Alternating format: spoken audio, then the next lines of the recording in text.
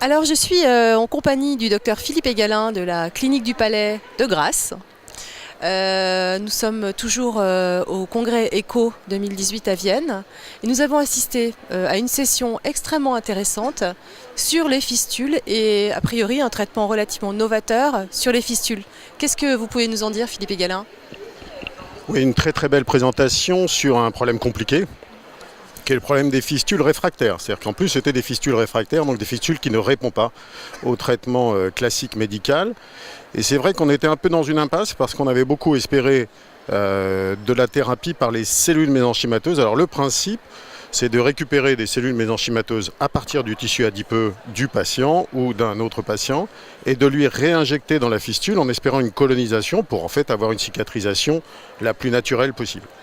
En fait, les résultats qu'on avait, certes, montraient que c'était une voie d'avenir, mais avec des résultats moyens, puisqu'en gros, le traitement placebo faisait 30% et que les injections de cellules montaient à 40%. Donc on était un peu désespérés. Et là, il y a vraiment une avancée.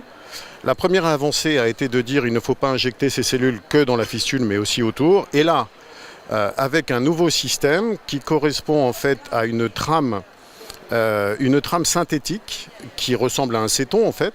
Et sur cette trame synthétique, on va fixer les cellules mésenchymateuses et on va intégrer dans la fistule cette trame synthétique, ce qui fait que les cellules mésenchymateuses vont avoir du temps pour migrer, du temps pour coloniser.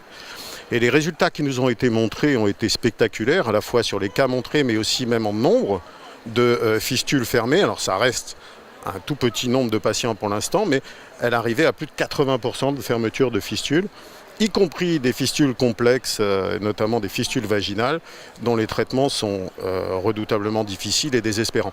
Donc cette avancée technique-là, déjà elle est satisfaisante sur le plan physiologique, mais en plus elle apparaît fonctionnelle, efficace, et finalement pas beaucoup plus compliquée que n'est actuellement le traitement par cellule. Donc je crois que c'est une vraie avancée, ça.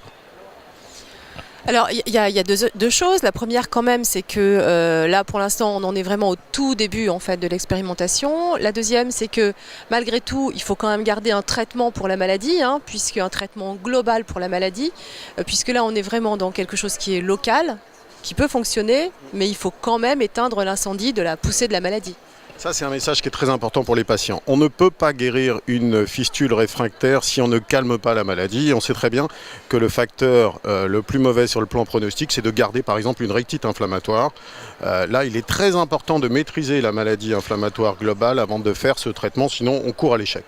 Mais avec l'optimisation des traitements qu'on a, finalement, c'est un objectif qui est tenable. On peut maîtriser la maladie. Par contre, sur ces fameuses fistules réfractaires, il restait un champ dans lequel on était peu efficace. Et là, vraiment, c'est une avancée. Et je crois que c'est une avancée pour des malades qui sont vraiment très handicapés. C'est la lésion dans la maladie de Crohn qui est la pire sur le plan fonctionnel. Donc là, je crois vraiment qu'il y a quelque chose de nouveau. Et c'est enthousiasmant. Merci.